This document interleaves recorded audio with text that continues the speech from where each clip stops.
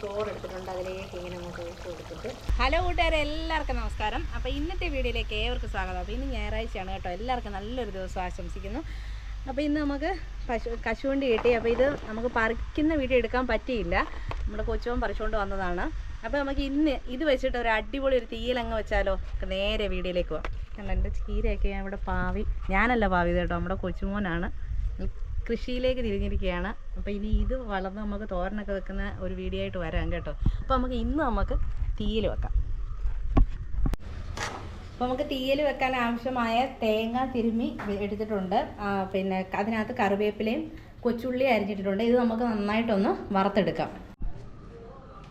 അപ്പോൾ നമ്മുടെ പറങ്ങാണ്ടി എല്ലാം കീറി ചെറിയ ചൂടുവെള്ളത്തിൽ ഇടണം. കാരണം എന്ന് പറഞ്ഞാൽ അതിൻ്റെ കറ പോകാൻ വേണ്ടിയിട്ടാണ്. അപ്പോൾ അത് അമ്മ കീറിക്കൊണ്ടിരിക്കുകയാണ്.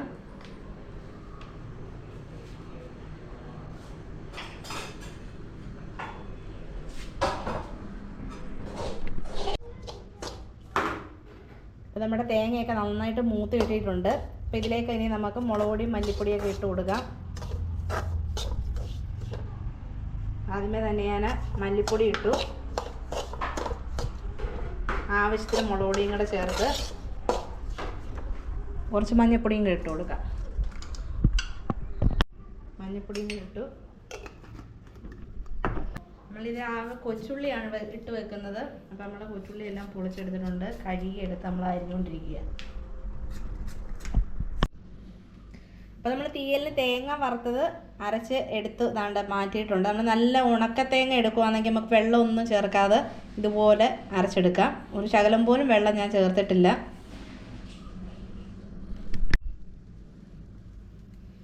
അപ്പോൾ നമുക്ക് അരപ്പെല്ലാം അരച്ച് റെഡിയാക്കി വെച്ചിട്ടുണ്ട്. ഇനി നമുക്കിത് വെക്കാം. അപ്പം ചട്ടി ഞാൻ വെച്ച് കൊടുത്തിട്ടുണ്ട്. അതിലേക്ക് ആവശ്യത്തിന് വെളിച്ചെണ്ണ ഒഴിച്ചു കൊടുത്തു. വെളിച്ചെണ്ണ നന്നായിട്ട് ചൂടായിട്ടുണ്ട്. അതിലേക്ക് നമുക്ക് കടുക് ഇട്ട് കൊടുക്കാം. ആവശ്യത്തിന് കറിവേപ്പില,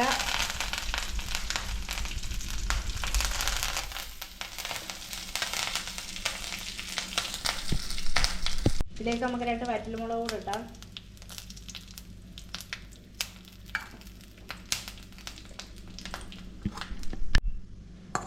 ഇതിലേക്ക് നമുക്ക് തേങ്ങാക്കൊത്ത് അരിഞ്ഞ് വെച്ചേക്കുന്ന ഒന്ന് മുറിച്ചെടുക്കാം.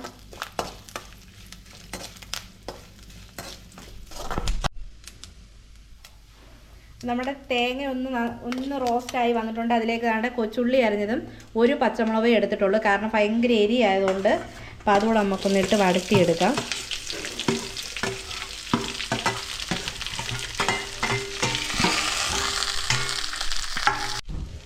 നമ്മുടെ ഉള്ളിയൊക്കെ നന്നായിട്ട് വഴറ്റിയെടുത്തിട്ടുണ്ട്. അതിലേക്ക് നമ്മുടെ കശുവണ്ടി അപ്പം എല്ലാം കൂടെ പൊളിച്ചെടുത്തപ്പം ഇത്രയും സംഭവം ഉള്ളൂ. അപ്പോൾ ഇതുകൂടെ നമുക്കിട്ട് നന്നായിട്ടൊന്ന് വഴറ്റിയെടുക്കാം.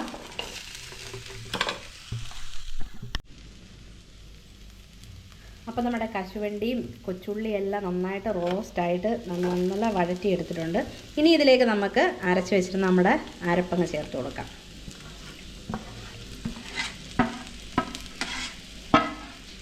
അങ്ങോട്ട് നന്നായിട്ട് വടിച്ചെടുക്കണം.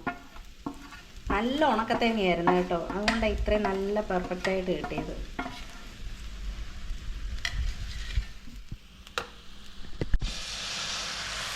മിക്സിയുടെ ജാറെല്ലാം കൂടെ കഴുകി ഞാൻ അരപ്പെല്ലാം കൂടെ അങ്ങ് കഴുകി ഒഴിക്കാം.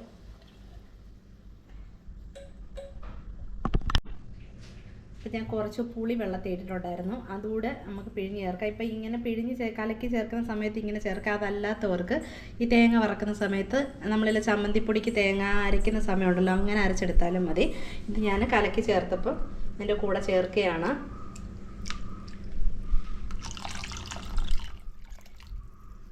കശുവണ്ടി തീയിൽ വെക്കുമ്പോൾ ഒരുപാട് പുളി വേണ്ട, കുറച്ച് മതി.